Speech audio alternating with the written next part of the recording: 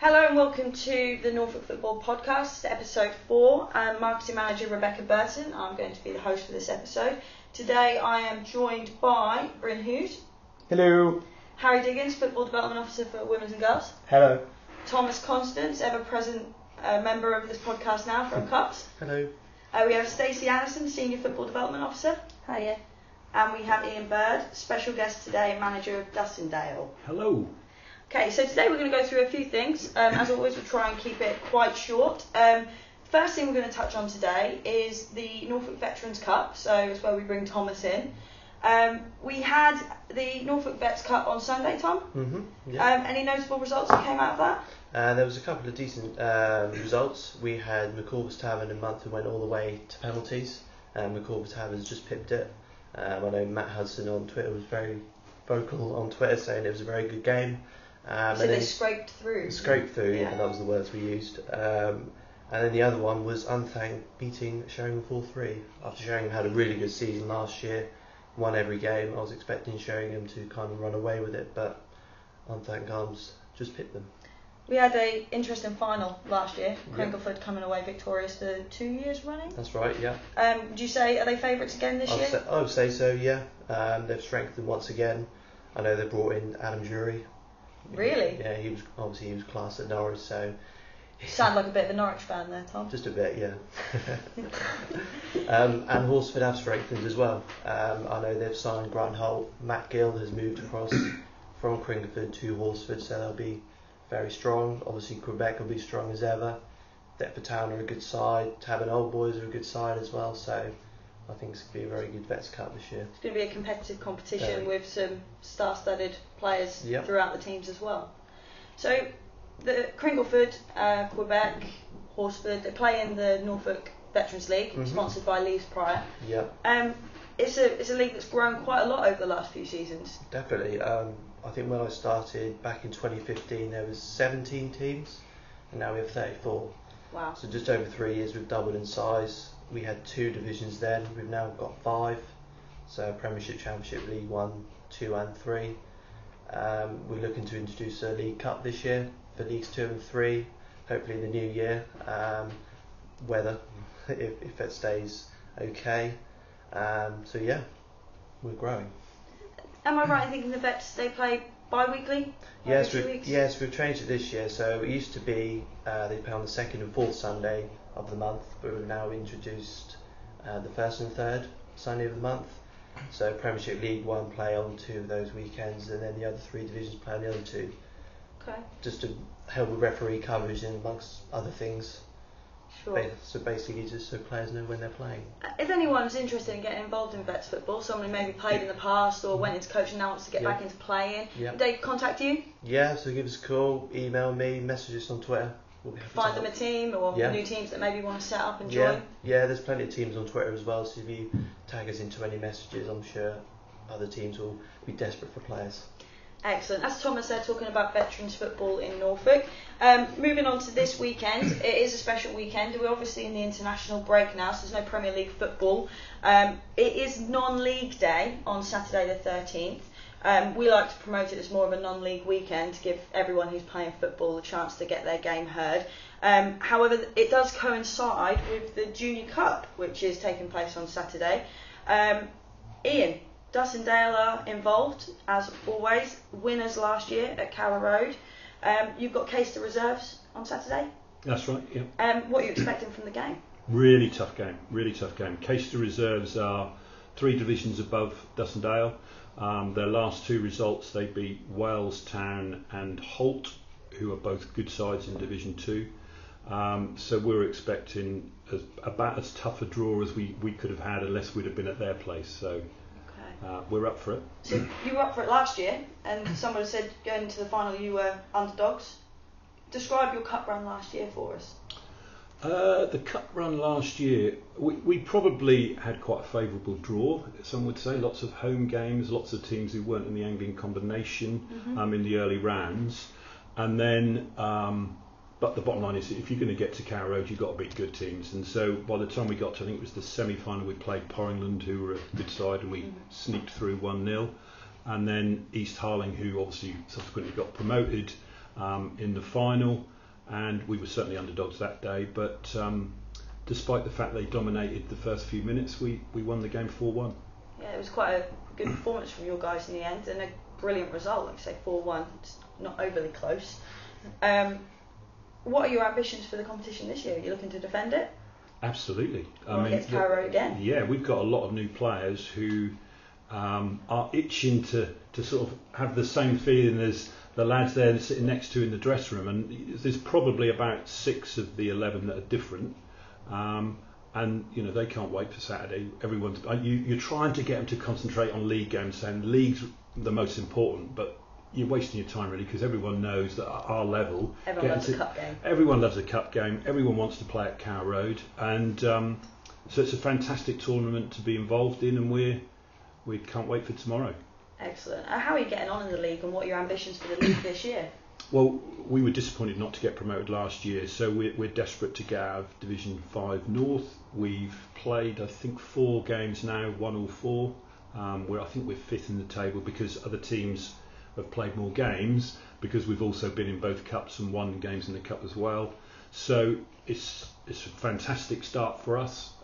As I said, we've got quite a few new players who've come from a higher level. Mm-hmm. So we've got a really competitive squad, which is filtering down in our reserves, who are also top of their league, whereas they were struggling last year. So it's a really good feeling around the club, and we've got ambitions to take both teams further forward. We're looking at maybe a 3rd team next season, and everything looks good for the club. So moving in the right direction, very Absolutely. Progressive.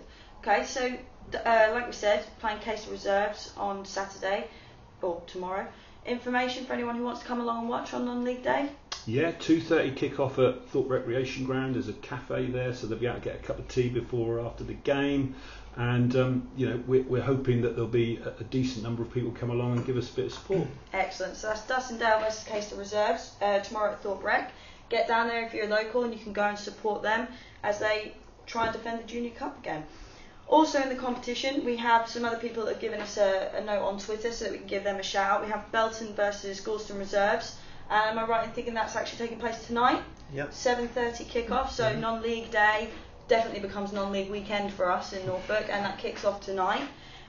We've got Long Stratton Reserves versus Attleborough Reserves, East Higham Reserves versus Harleston Reserves, and Sprouton Athletic versus Eastern Reserves.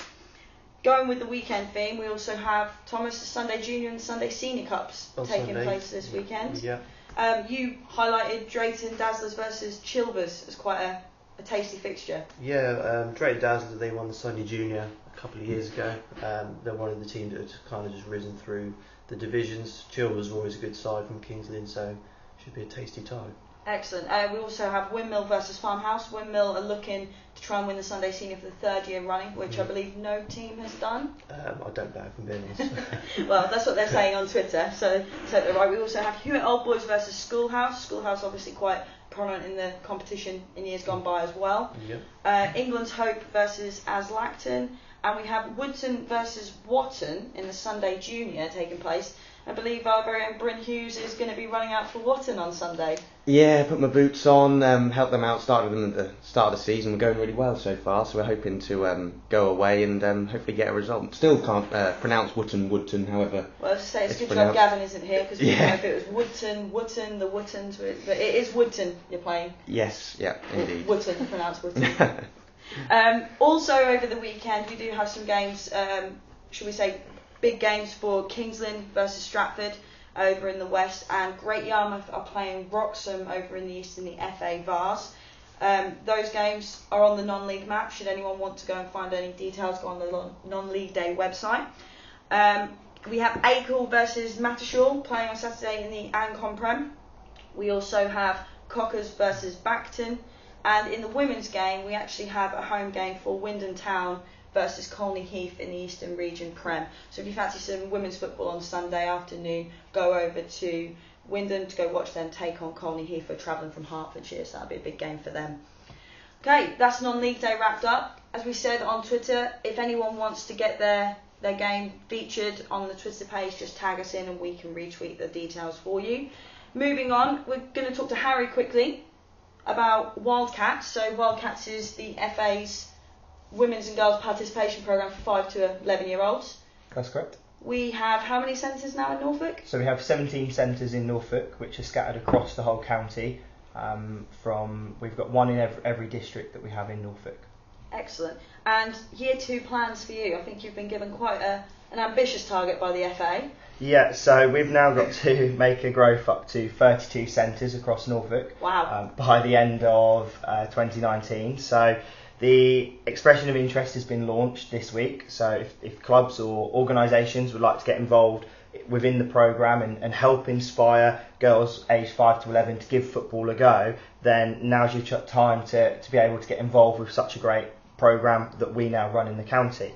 The programme has grown so much over the last year and year and a half, so it's a really good opportunity, I think, for clubs and organisations to make girls football the forefront of what they maybe want to do in their own clubs and give them girls the best opportunity to get involved with football.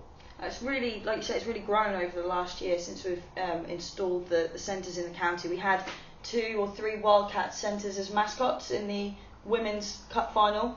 That's correct. They seem to love the night out, they seem to love being involved, and women's football, should we say female football in the county, is really gathering momentum now, isn't it? Where do you see it going from here? I think the women's football is definitely growing. It's taking small steps, but it's taking steps that the game really needs. I think that the work that the FA have done nationally and partnered with SSE, partnered with Disney, with the FA's Girls Football Week, I think are really now starting to embed the bottom part of the pyramid, and they're starting to now work up the pyramid as the years go on. So I think that the organisation, the time, the commitment volunteers and people are putting into the game are really now starting to pay off, and it's going to be showing. So I feel that the game is going to keep growing, and hopefully by the end of this strategy year in 2021 we'll see a considerable difference with regards to the number of female players playing our game. Excellent. If anyone's listening who's got a little girl between the ages of 5 to 11, if there's a local Wildcat Centre in that area, what can they expect going along, getting involved? What do you think that they'd be getting up to? So the Wildcat Centres, the main line of what they want the centre to be is by having fun, making friends and play football. So you'll expect lots of fun, you'll expect the coaches to put on some really great sessions, you'll allow the girls to develop as a young person as well as a footballer. It's not around that competitive environment, it's around giving football a go and really seeing if that individual enjoys playing our game. Excellent. And a club can register interest, like you said. What benefits having a Wildcat Centre as part of that club can bring a club in Norfolk who maybe don't have one yet, thinking about it? Having one of these centres can be brilliant for future development of female teams in their club, surely. Yeah, it's massive, especially with the work that the FA are doing and the Premier League are doing around the Premier League Primary Stars. A lot of schools now in the county will have this programme being delivered by the Community Sports Foundation. So a lot of girls now will start getting them exit routes into the grassroots game. And for me, the Wildcats 5 to 11 is the perfect environment for a young female to go into that environment to learn to play football. They'll expect the support from us as a county FA, some training from our FA coach mentors and national staff members, as well as some other luxury items that come along the way, supporting them with setting up it with equipment, footballs, bibs, and then also there is some monetary value behind it to support them by keeping it sustainable for the programme of 16 weeks. Excellent. So that's Harry Diggens, our Football Development Officer for Women's and Girls, talking about year 2 of the plans for Wildcats in the county and how we expect to expand that by 2019. It is an ambitious target, but one that is achievable and one that's going to have a huge impact on female football within Norfolk if we're successful. So let's all work together to make that happen. And if you are interested in getting involved in the Wildcats programme, please get in contact with Harry. Moving on, another member of the FD team, we've got Stacey here today. Wanted to bring Stacey in to talk about the PCVR, which was our strategy launched last year.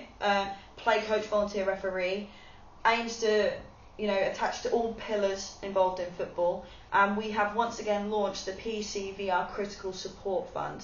That's going out today. Yes, it's launching today. So clubs will be able to apply for funding as of today. It's going to be season long this year. Because you never know when you're going to be in a critical situation. Mm-hmm. Therefore, the Critical Support Fund will be open from today until the end of the season, where clubs will be able to apply for a maximum of £500 per club, stating what critical situation they're in, what support they need, and how the money is going to help them, and how they're going to use that to actually get themselves out of that situation. So for me, having the PCVR Critical Support Fund is a fantastic thing for us as a county FA to provide, but also to actually try and sustain those clubs that potentially can fall into a little bit of a circumstance. Sure. So last year we had it open for a specific period of time. Yes, yeah. People had to get their applications in over a 3 to 4 week period, I think it was. And the response we had sort of signified how important it was to Norfolk football, really, wasn't it? Yeah. So it's brilliant that this year it is all year round. People don't have, when we did the original PCVR support fund as well, where we gave away thousands, it was over £10,000 in the end to clubs in Norfolk, and people could apply for goal improvements, kit, and help with their pitches and things like that. So what sort of things are we anticipating people to be applying for this funding this year? It can range from a number of things that you've just mentioned, but it could be the fact that your floodlights get damaged. It could be actually you're in a financial situation where we've had recent clubs having struggles with fraud, so you never know when that's going to come about. And this critical support fund is literally open for any situation. Each application will be taken on a case-by-case basis. It will be taken to the board of directors, who will ultimately make that decision. There is a limited pot available, therefore it is going to be down to, is it critical, therefore deciding whether it's going to be if the club's going to actually continue, or if that critical situation is going to stop people playing football. So that's how we're going to try and decipher who is eligible or not. So ultimately it's open to anything, and it's down to interpretation of what critical is. However, if you provide as much information and supporting evidence as to what that is, then it will only make your application stronger. Excellent. And applying for that, go onto our website, everything you need will be on there? Yeah, everything's on the website. So if you go onto norfolkfa.com, leagues and clubs, then there's a finance and facilities area, and we now have a Norfolk FA PCVR fund page, which will have all the information on there, and you can apply online, and also there's a hard copy as well, which you can download. So different avenues for different how people like to work. So yeah, if you find yourself in a critical situation, please utilise that fund. Excellent. Okay. As I said, we do have Stacey here today. It is her first podcast with us. It might actually be her last as well. Some breaking news, shall we say. It has only just gone out onto the website, but unfortunately Stacey is leaving us. Yes. So start of November you'll be gone? Yeah. And where are you off to? I'm going to work for a company called Liftshare. Excellent. Well, not excellent for us. Our loss is their gain. You've been with the association for 6 years now. Yeah. I believe you started out as one of our first ever apprentices. Yeah, that's right. Worked your way up. Yeah. And you're leaving behind a little bit of a 6-year legacy as well. So someone's got some big shoes to fill. However, it is a big opportunity for someone to join our football development department. Yeah, it definitely is. So, as I just said, it has gone out onto the website this morning, so it is kind of breaking news really. However, we are now looking for a football development officer that will focus on clubs and leagues. So there's a great opportunity to join the county FA team, and to join the team that I think a lot of people would be very, very keen to work in. Stace, I know you know the role better than anyone else in some ways. Can you tell anyone a little bit about what the role entails and what someone can expect, and why they should apply for such a great opportunity? First of all, it's a fantastic place to work for. So if you are keen and mad about football, then this is definitely something for you to look into. The job itself is great. It's got a lot of tangible branches to it, and you'll get your hands involved into lots of different areas of the game. So your main 3 things for the role itself is actually looking at the traditional game. So the retention and growth, looking at the retention of the adult male, so supporting currently will be the adult Saturday leagues at this moment in time, but then looking at the growth of it as well, so looking at the mini soccer area and also other elements of the game, so supporting futsal as well. The big part of the role as well is the FA Charter Standard programme. So currently we have just over 140 clubs in that programme. So it's maintaining those, ensuring that there's support and development there for them to progress further. And the FA are launching an FA Club Improvement Programme. So it's a really exciting time, and it's the perfect time for somebody fresh to come in, look at it with fresh eyes and really take it forwards. So everything's kind of reviewed and changed for this new season. So it's really, really great opportunity for somebody to come in and make it their own. Yeah, it's a big opportunity. It's a big role. It's like I said, it's big shoes to fill there. However, it's certainly exciting and perfect for someone to come in with fresh ideas, really wanting to get their teeth sinking into something in line with the new strategy we just released. As people know, and as we've spoke about on one of the first podcasts, is the ambitious targets we have to not only maintain participation but to increase participation in football over the next 3 years. And the football development team are key to that, and in particular someone revolving around clubs and leagues is going to be huge. So anyone with a passion for football and a care and a desire to improve the grassroots game in line with our DNA values, definitely get your applications in. It's a fantastic opportunity to join the FD team, but also the Norfolk FA workforce. I can only echo what Stacey says, and probably everyone here, Barry and to say it's a great place to work. So, like I said, this is breaking news, hot off the press, but get your applications in now. The deadline is the end of October, I believe. No, let me check.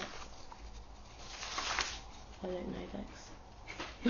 I think it's the end of October. All the details are on the website, so get your applications in now. Interviews will be taking place on the 1st of November, I do know that much.